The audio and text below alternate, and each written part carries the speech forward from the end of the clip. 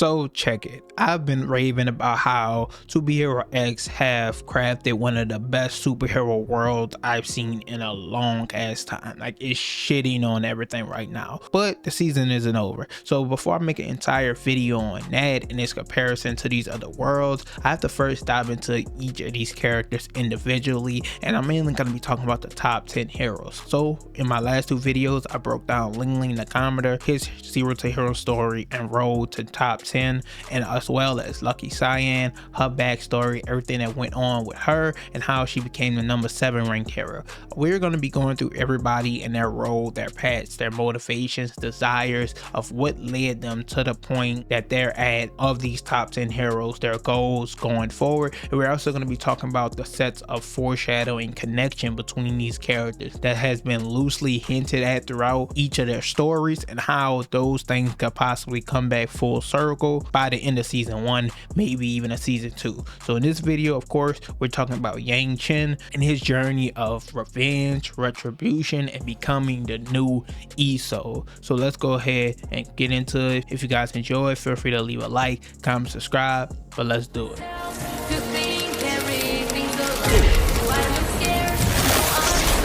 Now, his episodes actually take place prior to Lucky Cyan's, but I feel like due to foreshadowing that took place within his story, it's going to become much more clearer due to already having established Lucky Cyan and what went on around her. You'll see when we get there. But Yang Chen, we originally start with him as a kid and his parents are killed off and he's rescued by the superhero ESO. So for all his life, he is looking up to him, so much so that he basically becomes a cosplayer of ESO, going to these children's parties and events, putting on a show and performing. And he's doing this as well as working at the shop with his uncle to make money so that he could buy Lucky Cyan tickets to ask the girl out on a date. He knew Zhao was a big fan of Lucky Cyan, and he finally gained the confidence from his uncle to just go ahead and ask her out. But just when he was about to do it, we basically got a Peter Parker, MJ, fucking Harry storyline where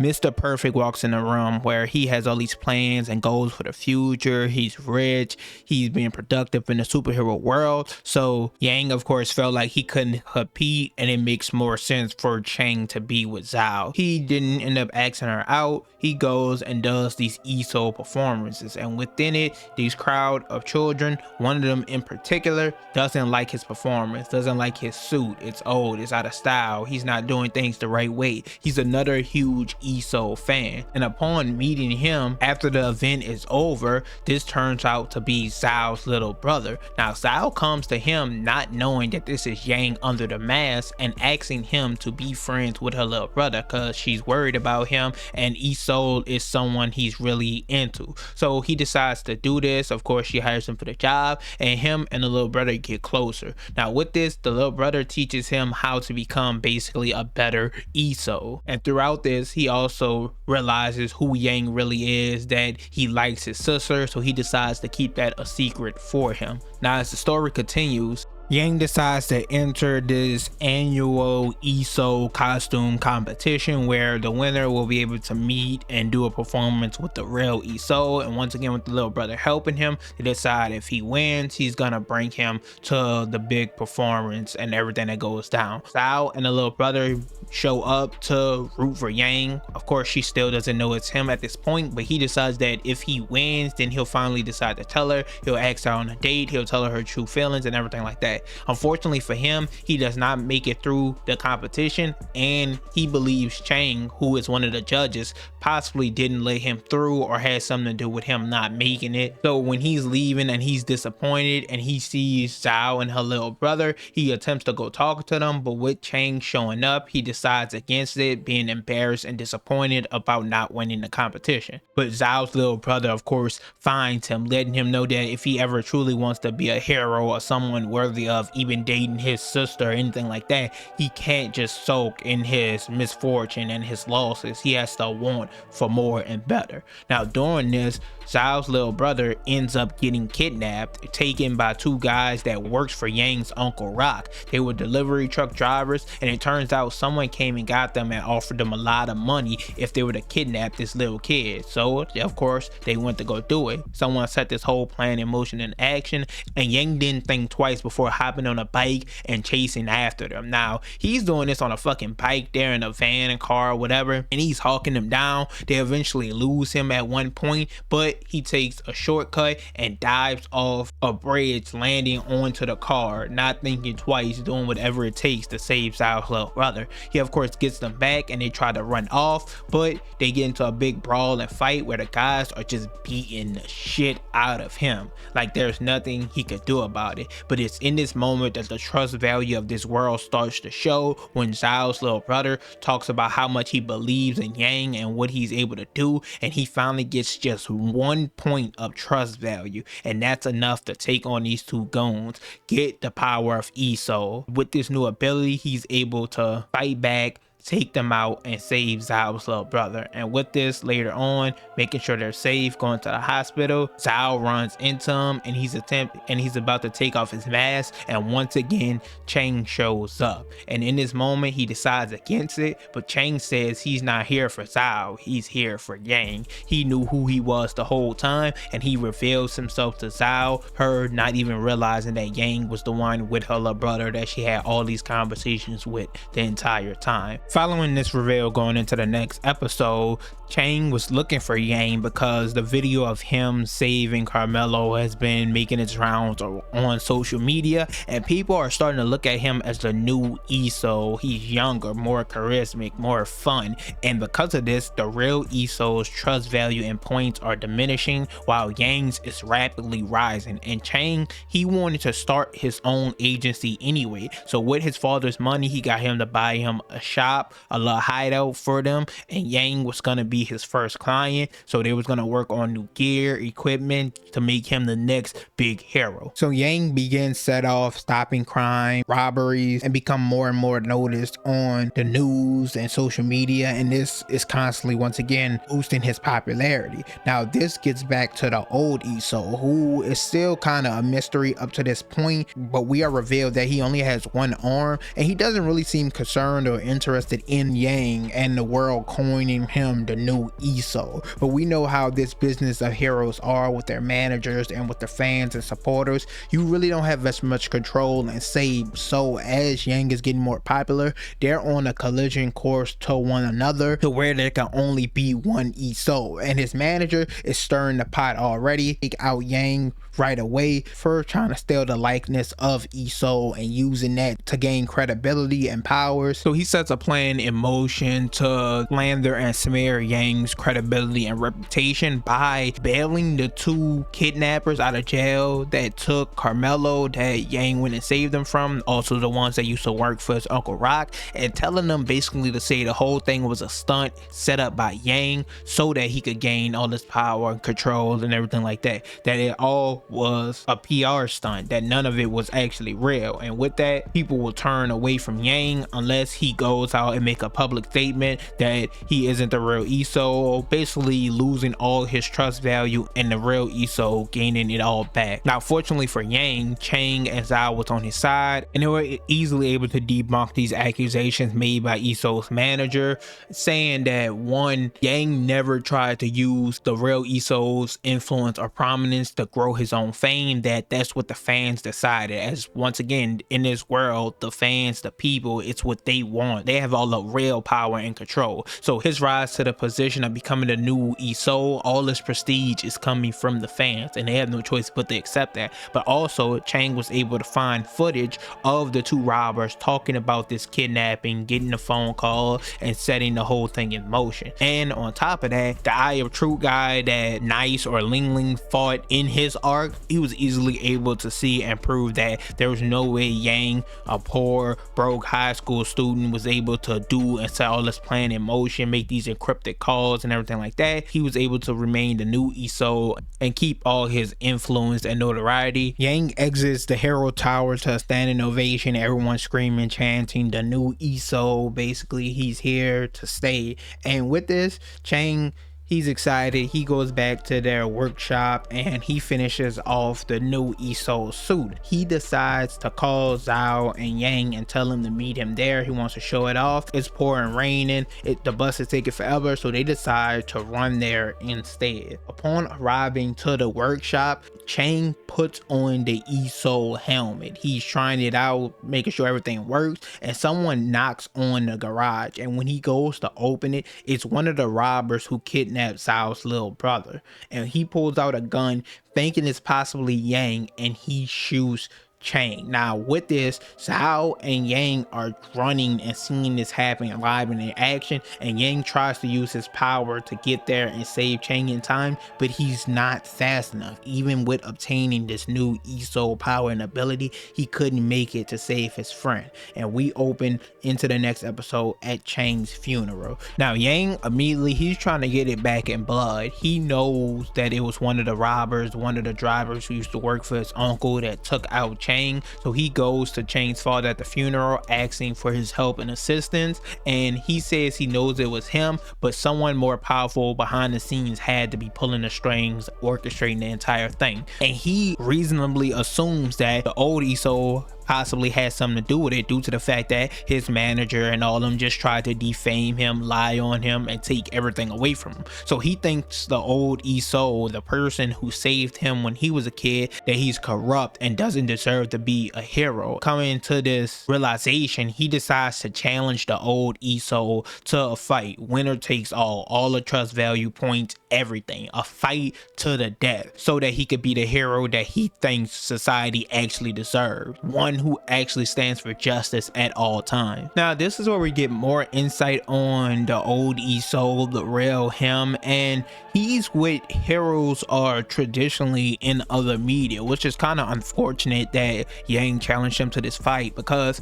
he isn't concerned with the new Iso. He doesn't want to do this fight. He's more focused on staying in the best shape possible, so that when real threats and villains and catastrophes pop up, he's able to save as many people as possible. He's able to defeat them. He doesn't really take note of what society and the TVs, the social media, the fans, civilians are saying. He's just trying to do the best thing possible as a hero, which once again traditionally is how it should be. Public perception shouldn't have an effect in every single choice you make, but unfortunately once again his manager is pushing the issue and tells him, hey, if you back down from this, your trust value is constantly dropping and his is on the rise consistently, that you're gonna lose everything in one way or another. This is the only way to get it all back. He accepts the fight even though it's not something he necessarily wants to do. Now Zhao notices Yang spiraling out of control on this path of revenge, and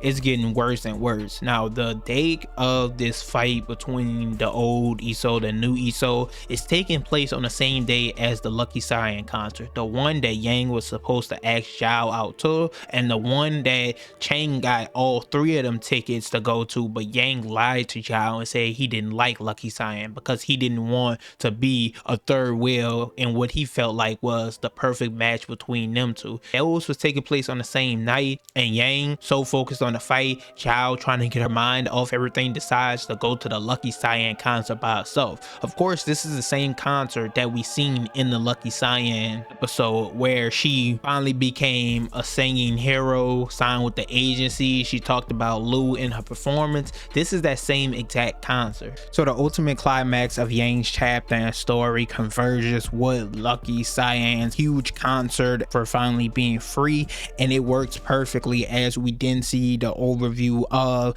Zhao at this concert showing the three seeds of it's supposed to be her, Yang, and Chang, but she lost one to death and one is on the path for retribution. Now when this fight kicks off, the old Iso is easily outmatching Yang. There's there's nothing really he could do to break past his defense, but old Iso not landing any crucial blows. Once again, he never wanted to take this fight, so when he's landing these attacks on Yang, he's making sure not to hit any vital organs or anything that could seriously injure Yang. This creates a problem for old Iso where social media, the fans everywhere are watching this fight go down, and he's slowly losing his powers because they're seeing him as boring, as stagnant, can't get the job done, he's old, he's tired, and they're begging him to use this move called lightning slash. Now this move is important because this move leaves him completely vulnerable to any other attack. He has no defense when he takes the time to wind up this move and land it. This is the move that made him lose his arm in the first place, and is why he never does it. But they're seeing him as boring, he's losing his trust value, and it's all going to Yang. So his manager and everyone convinces him he has no choice but to use this move.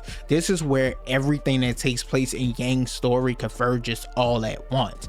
We finally see, and it's revealed to us, that Yang hesitated when he saw the truck driver and the kidnapper pull out the gun and shoot Chang. He could have made it there in time from what it seemed like, but he hesitated. He started thinking about Chang and Zhao being together. Every time he had a chance to confess how he felt about Zhao, how he wanted to invite her to a concert, how he wanted to be her boyfriend, he saw Chang being in the way and being in the picture, and that caused a moment of hesitation where he didn't use his full strength and ability to try to save Chang, and because of that, Chang ended up dying. That moment is finally revealed to us in between this fight, and it's also revealed to us that this whole plan to make old Iso use this move was set up by Yang's uncle Rock. Now he is on some Eisen level timing where he put all this into motion since the very beginning. At the costume contest, it was his uncle Rock who stopped him from being promoted to the next round so that he could be mad and disappointed. It also was his uncle Rock who hired the kidnappers to take Zhao's little brother, and on top of that, who set up the hit for them to kill Chang. He put all this into place hoping Yang will become the next top hero, and it ultimately paid off because on top of all this, he sold his shop to make money so he could put out all these ads and information and tweets and stories and everything on social media, basically flooding the system, calling the old Iso boring, begging him to use lightning slash, basically putting it in the ether, in the air for everybody to jump and latch on to agree to, so that the old Iso will have no choice but to use this move lightning slash. And when he decides to use it, this gives Yang the opportunity and the opening to land his big final blow, and this all leads to one last clash and collision between the old Iso, new Iso, where whoever lands the hit first will win and the other person will die. The scene fades to black, and we are then showcased the new hero tower where we now see Yang as the new Iso, as the only Iso, but now he has lost his arm. And the most interesting thing about all this is the outfit that Yang is wearing is the same outfit that the person was wearing when they killed Moon in front of Nice, or in front of Ling Ling the commoner, I should say. So it seems to be that he, in the present timeline, is the one who takes out Moon. Reason still unknown, but with him on his new path of virtue and retribution and deciding who deserves to be a hero and who don't, and him possibly believing Moon left her post, faked her death, decided to run away, that she didn't deserve to live or come back and be a hero once again. And maybe when we get to this Hero X tournament where everyone's fighting to get to the top, we'll see a fight between Ling Ling and Iso, and that shit is gonna be crazy within itself. But that's where we leave off with Yang Chen's story, the new Iso. Well, once again, this is an anthology. They have 2 to 3 episodes to give us everything we need about this character, from their backstory to their motivations to where they currently stand leading into this tournament arc. And they have 2 and 3 episodes to execute it to where we're satisfied with the character's arc, but also leave us wanting more, and they're doing this perfectly by having these small connections and tidbits between all these characters that don't completely take over their individual stories, but once again leave us anticipating what's coming later down the line. I feel like with all the characters they did so far, we're gonna do Queen next and then into Lolly. I think Lolly got her final episode, but I feel like there's something for everyone who watches this show. I feel like all the characters are good as fuck, but I also think that even if you don't like all of them, there's at least one you could get attached to that you could root for going forward. And I think that's how they want it to be. Leading into this tournament, I think they want it to be, or at least feel random, like legitimately anybody could win with their reasoning, with the work they put in. Getting into the top 10 and having all these people believe in you, it's gonna create conflict of interest of fan bases going after each other, or people switching sides, one person becoming more popular than the other. And when we get to Hero X, it's just all completely gonna shift. So yeah, the first 3 characters we're done with. Lucky Cyan, Lin Ling, go check out those videos if you enjoyed this one. But they're doing a great job with their storytelling, connecting all the dots, and I can't wait to see what's still to come. If you enjoyed this, feel free to leave a like, comment, subscribe, and I'm out.